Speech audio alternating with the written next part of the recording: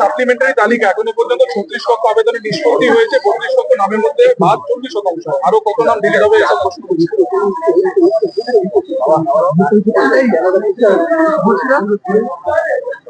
আমরাও অপোজিশনে ছিলাম, লড়াই রাজনৈতিক দলের সাথে রাজনৈতিক দলের।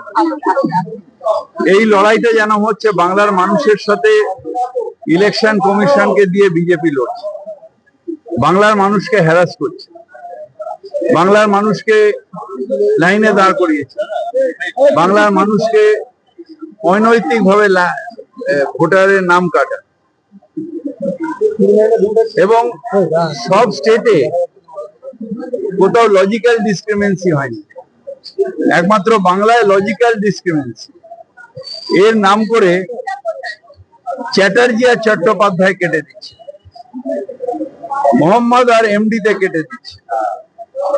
এইভাবে বাংলার মানুষের অত্যাচার করছে। এবং আজকে একটা লিখেছে,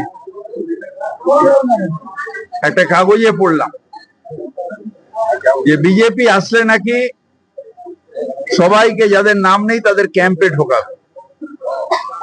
মমতা দিয়ে এটা হতে দেবে না। সেগুড়ে বালি কোনোদিনই বিজেপি বাংলায় আসবে না, আর ওই ডিটেনশন ক্যাম্প বাংলায় কোনোদিনই সৃষ্টি হবে না। ভবানীপুরের রিটার্নিং অফিসার নিয়ে আপনারা অভিযোগ করেছিলেন, 48 ঘন্টার মধ্যে কমিশন বাধ্য হলো তাকে সরিয়ে দিতে। নিশ্চিতভাবে যারা পক্ষপাতিত্ব করে তারা কখনো সরকারি কর্মচারী হয় না। একজন যে চিফ বসে আছেন তিনিও পক্ষপাতিত্ব করছেন। তাই যতই করো ফন্দি তৃণমূলকে আটকাতে পারবে না। আপনি তো দেখছেন, আমার সাথে ঘুরছেন, মানুষের রেসপন্স প্রত্যেকটা বাড়িতে। একটা জায়গায় আপনি পাননি এতদিন আমাদের সাথে 7 দিন ঘুরছেন, যে মানুষ কেউ বিরক্ত হচ্ছে। হয়তো ছোটখাটো কেউ এই বাড়ির সামনে একটুখানি এটা জলটা জমছে একটু দেখে দাও, নালিটা ঠিক নেই, কি একটা পুরনো গাছ, বাবা এটা বড্ড কষ্ট পাচ্ছি কেটে দাও, এই টুকটাক। কিন্তু মমতা বন্দ্যোপাধ্যায়কে ভোট দেওয়ার ব্যাপারে যে বাড়িতে যাচ্ছি, যে মানুষের পাশেই দাঁড়াচ্ছি, তারা সবাই বলছে উগ্রীব হয়ে, কোনো চিন্তা নেই, আমরা আছি, আপনার আসার দরকার কি ছিল। তাই মমতা বন্দ্যোপাধ্যায় আমি বিশ্বাস যে অনেক ভোটে এই ভবানীপুর কেন্দ্র থেকে জিতবেন। 73 জন যে রিটার্নিং অফিসার, তার মধ্যে 14 জনকে আবার সরিয়ে দিল, বদল করতে বাধ্য হলো। সেখানে নন্দীগ্রাম, আরামবাগ রয়েছে। বারবার বদল, এরা বদল করতে থাকবে ইলেকশন কমিশন, আর জানবে না যে কখন ইলেকশন কমিশন নিজেই বদল হয়ে যাবে। পেট্রোল এবং ডিজেলের 10 টাকা করে শুল্ক কমিয়েছে এই এনার্জি লকডাউনের সম্ভাবনা যখন উঠে আসছে সেই সময়। মানে কিছুটা সুরাহা হচ্ছে, সাধারণ এক্সাইজ ডিউটি কমানো হয়েছে, পেট্রোল ও ডিজেল একদম কমিয়ে দিয়েছে, শূন্য হয়ে গেছে। মানে দাম বাড়ছে না বা দাম কমছে না, কিন্তু শুল্কটা কমেছে 10 টাকা। কত শুল্ক? মানে মানুষের কোনো মানুষের এতে কোনো সুবিধা নেই। দাম কমলে মানুষের সুবিধা হবে। আপনি ইন্টারনাল অ্যাডজাস্টমেন্ট কি করছেন না করছেন তাতে তো আমাদের কেউ যায় আসে না। আমাদের যায় আসে যখন আপনি বলবেন যে না, আমি এই অবস্থার মধ্যেও দাম কমিয়ে দিই। দাম তো বাড়িয়েছেন, যে দামটা বাড়িয়েছেন অলরেডি, গ্যাস সিলিন্ডারের দাম বাড়িয়েছেন, মানুষের উপর তো বোঝা চাপানো হচ্ছেই। এটা একদম অন্যায় হচ্ছে, পাপ হচ্ছে। প্রধানমন্ত্রী ইতিমধ্যেই একটা লকডাউনের আভাস দিয়ে রেখেছেন। আজকে মুখ্যমন্ত্রীদের সঙ্গে বৈঠক, কি বলবেন আরো একবার?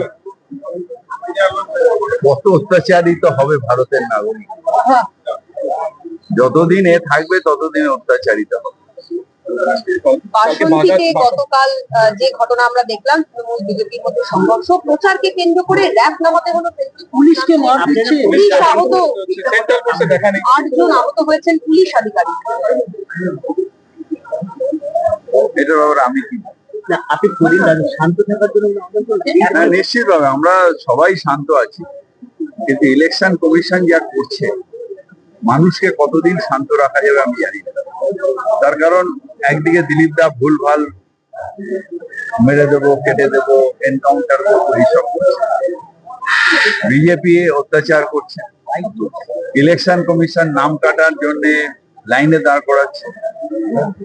এই লজিক্যাল ডিসক্রিমিনেন্সি নামে ডিসক্রিমিনেন্সি হচ্ছে মানুষের উপর। এবং যতই এসব করো, মুখ্যমন্ত্রী মমতা ব্যানার্জি হচ্ছেন এবং তৃণমূল বিপুলভাবে জয়ী হয়েছে। এখন তো সবই নির্বাচন কমিশনের আওতায়, আইন শৃঙ্খলা থেকে শুরু করে কেন্দ্রীয় বাহিনী এসে এরা অপদার্থ, এরা তো আগে তো অফিসারদের সরিয়েছে, যাদের দিয়ে আইন শৃঙ্খলা করায় তাদের সরিয়েছে গায়ের জোর। যারা সিস্টেম জানবে, যারা আইন শৃঙ্খলার ব্যাপারে নিয়ন্ত্রণ করতে পারবে, তাদের তুমি সরিয়ে নতুন নতুন অফিসার দিচ্ছ। তো এরা কি করবে? মমতাদি তো বলেছে যে আপনি এসপি চেঞ্জ করে দেবেন, আইজি চেঞ্জ করে দেবেন, ডিজি চেঞ্জ করে দেবেন, ডিস্ট্রিক্ট ম্যাজিস্ট্রেট চেঞ্জ করে দেবেন। তো সব যদি চেঞ্জ করে দেন তাহলে কাজটা কে করবে? আপনার গায়ের জোর তুগলকি কারবার হচ্ছে। তুগলকি কারবার করে ভারতবর্ষ চলে না, বাংলা চলে।